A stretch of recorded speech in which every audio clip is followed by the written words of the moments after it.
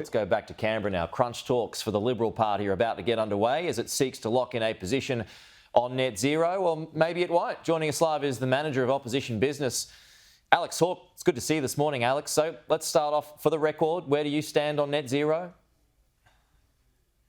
Well, Pete, I've always been on the record for a long time as being very sceptical about government's ability to arbitrarily say society will do something by a certain date and then force it to try and achieve that. And that's what net zero has been. It's a major mistake for the Labor Party to legislate, put into law a target and say we have to meet it by a certain time. The Liberal Party opposed that legislation, and we did so because it will not only will it never be met, but the push from the Labor government to do that means electricity prices just under the Labor government have gone up 40% already.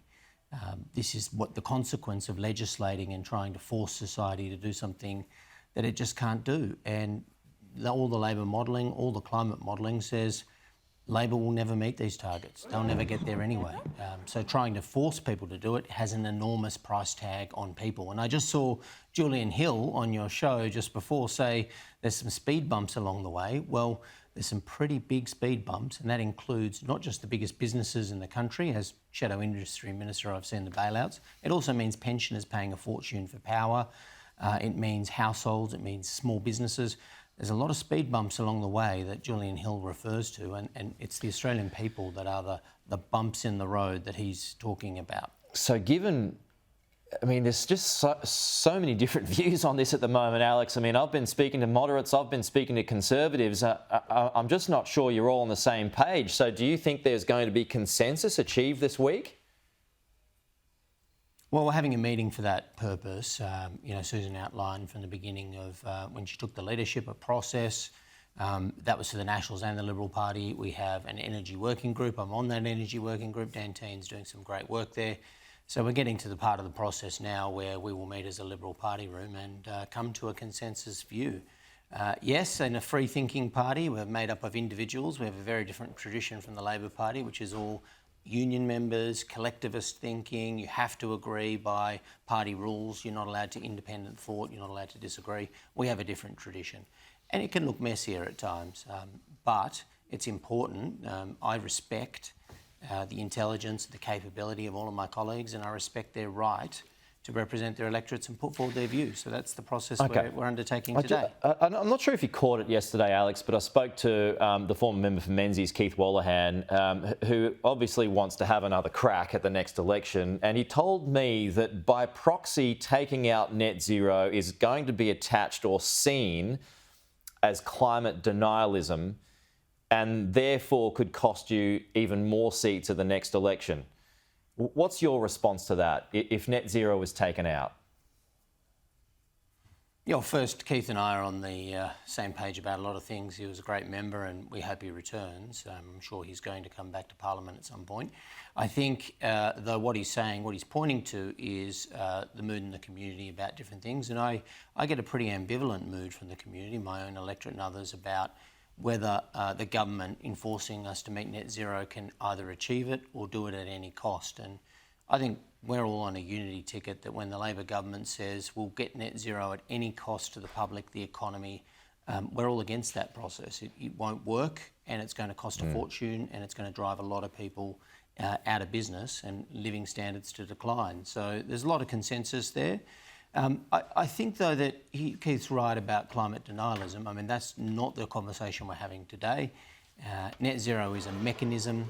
It's something that the international community has come up with. Most countries have adopted it to suit themselves, exempting industries or dealing with it their own unique way. We can deal with this our own way, but having a legislated target, a mandatory target of net zero is proving to be a big mistake. But just further to Keith's point, though, you take out net zero, and I understand all your points that you're making. I mean, none of those targets are going to be reached that are issued by the Labor Party. But if you take out net zero, it could well be seen by a vast swathe of increasingly younger voters who believe in climate change and who want action taken on that. How do you convince them then to vote for you? Well, climate isn't the only issue. I mean, I think most young people are more excited about housing affordability and renting affordability than they are about climate right now, and for good reasons. And one of the reasons housing has gone up is climate policy as well. The mad push to sort of increase the cost of every input cost for the construction sector has made the average price of a house go through the roof, just the construction cost before you get to the land and other charges. We really have to be talking to young people about those things, about a strong economy, better technology. These are the future ways to actually reduce emissions. And one of the clearest things, points of difference we showed at the last election, and that we're going to continue to show, in my opinion, is that we're pro-technology like nuclear, future-orientated technologies that actually tackle emissions. Other technologies will not do it at scale. Every other country in the world that has adopted nuclear is reducing their emissions profile. I think young people are very receptive to these messages. Okay. This is a real test for Susan Lee's leadership this week, Alex. Is Susan Lee's job as leader safe? Absolutely. I think there's been a lot of commentary on commentary. I think colleagues are all minded to discuss net zero and get a consistent position on climate and have a coalition with the Nationals. There's virtually no divergence of view on that. And while I think there's been an obsession in the media about leadership, this happens in opposition. It's happened in many of the terms I've been in opposition before. It's happening again, but no one's raising it internally. No one's raising it internally. I mean, Sarah Henderson mentioned last week that people were privately. Is that not true? Well, look, I didn't hear her say that, what you've just said. She obviously made a public comment. And look, my view has always been whoever you elect to lead the Liberal Party, whether you disagree with some of their policy, whether you're happy with where you are in the system, they're our leader and you've got to support them publicly, and you must do that. And it's not just required, but it's also the right thing to do, because it's a pretty tough job being opposition leader, whatever the politics are, and every day is pretty hard. Leaders don't need it to be harder by anyone sort of saying publicly things about them while they're doing that on our behalf. All right. And the Liberal leader has to take up a whole set of arguments every day that are very difficult, and we support them in doing that. Okay, we are out of time, but Alex Hawke, appreciate your time this morning. Thank you.